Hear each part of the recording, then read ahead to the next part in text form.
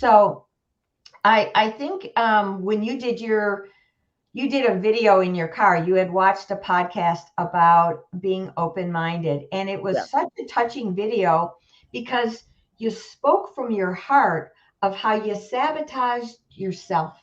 And I'd love for you to touch on that because there's hopefully going to be a lot of people that will watch this that are going to are is that person, and Yeah. maybe you can touch them.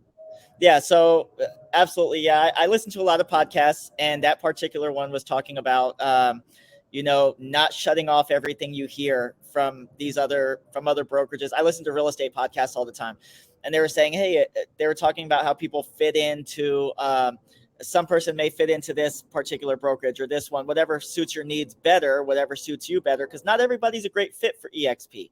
Not Right. everybody's a great fit for Keller Williams, whatever it might be. But don't push those brokerages away just because you're not a good fit. Circumstances in your life may change where then it does become a good fit. So Mm-hmm. it's not always something that you should. It might not be a good fit for you now, but hey, don't push it away completely because you can come back to it. So with me, yeah, absolutely. I feel like I probably sabotaged a lot of things in my life because I had such a closed mind, because of my loyalties basically to where I was at.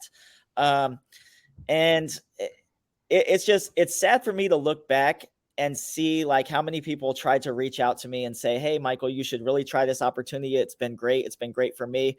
And I just completely shut them out, Mm-hmm. it's still sad. I posted that video, and I posted something else recently, about EXP's success. And I had a Keller Williams agent on there that commented on it or like laughed at it or something. And I'm just like, I was you. I Mm-hmm. was you at one time.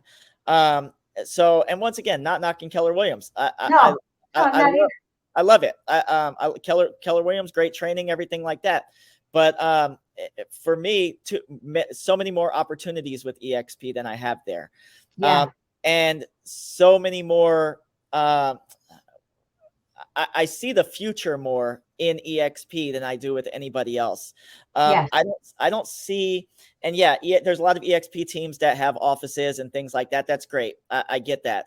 But to me, having offices, having that overhead, having all of that, that's just not the way of the future. And I mean, COVID tested that, and Yep. COVID proved that people are able to work from home and people can pull this off from home. So, and to me, COVID was probably a big booster in people coming to a place like EXP because they couldn't get that office support at the time. It's Um, exactly right. so I mean, I'm not in an office at all. I used to, when I was with Keller Williams, I was in an office every day, Yep. every day. Um, I was the productivity coach over there for a little while. I loved that office vibe. And that was one of the hardest things for me, was breaking free of that. I actually was pretty scared when I jumped over because there were no offices.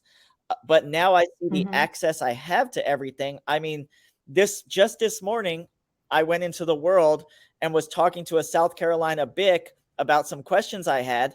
And literally about 10 minutes later, I was in the world again in the North Carolina broker room, and I had access to multiple brokers in charge, which is something that was which was something that when I was not with EXP, I was told that was not going to happen.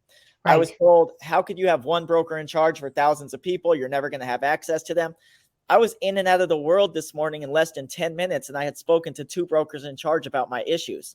Yes. So it's these things that you hear, they're just false. Yeah. A lot of them are just misleading. People passing on information that they're not positive about, or they're just hearing from other people. Don't listen to that. Go straight to your source. Yep. Ask people. Like, don't be afraid to ask people from EXP.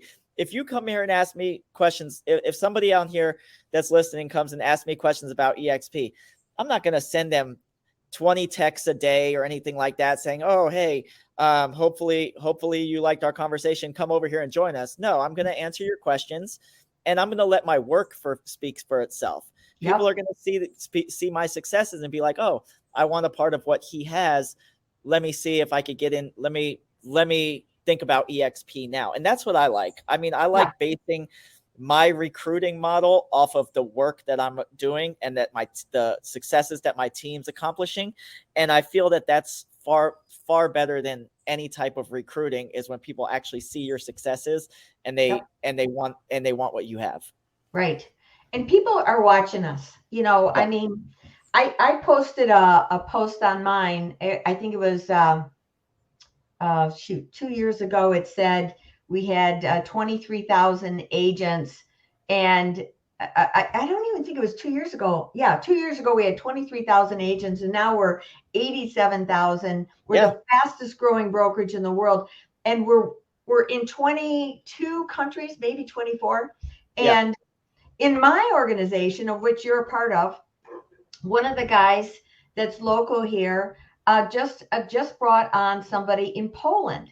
And I'm also, this team, as you see on my name here, broker at LePage Johnson, I'm on a team. I'm not a team owner.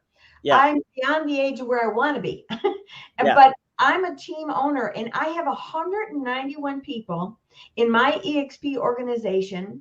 I've had 10 new people come on in the past month. Now that, a regular team at any company, even a company doesn't get 10 new people come in. But I've had 10 new people because people are sharing it with other people. And so my business is growing. My residual income is going to overcome what my earnings are with just selling houses. That's a powerful thing. I'm going to be 73 this summer. I would like to slow it down. I want to cherry pick who I work with and maybe give some of my business to the people in my organization that need a lift up. That's not, we all, if there's no real estate sold, there's no rev share. So only about 12% of all the agents in EXP actually do recruit other agents as like a mission, let's say. Everybody is doing it at a little bit, or some people aren't doing it at all. They're just seeing EXP for all the benefits of the collaboration, all the training, all that. And how about health insurance? Did you by any chance get that through EXP? No, I actually, so I'm with, I'm covered by the VA. Oh, good. So yeah, but I've looked into it, and I know people that have EXP's health insurance. Yeah, great. I mean, that's excellent. I don't know of many real estate companies that offer anything like that. So I mean, I never saw it before. So to have health insurance available to you, that's another thing. And